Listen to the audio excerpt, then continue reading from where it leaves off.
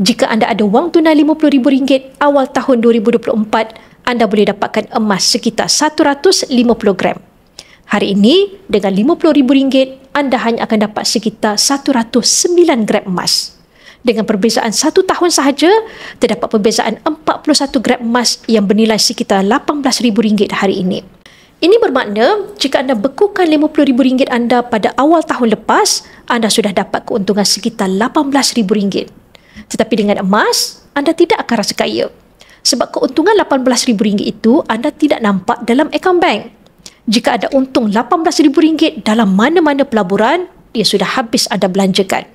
Sebab itu simpanan emas membuatkan penyimpannya kaya dalam senyap. Kerana simpanan RM50,000 yang disimpan dari awal tidak bocor dan keuntungan simpanan juga tidak bocor. Bagi yang berminat untuk mengalihkan sebahagian simpanan yang anda tidak guna lebih dari 2 tahun ke dalam bentuk emas fizikal, anda boleh rujuk pin video saya untuk 5 langkah daftar akaun Public Gold dan saya akan bimbing anda dalam cara dan langkah-langkah simpanan emas yang terbaik untuk anda.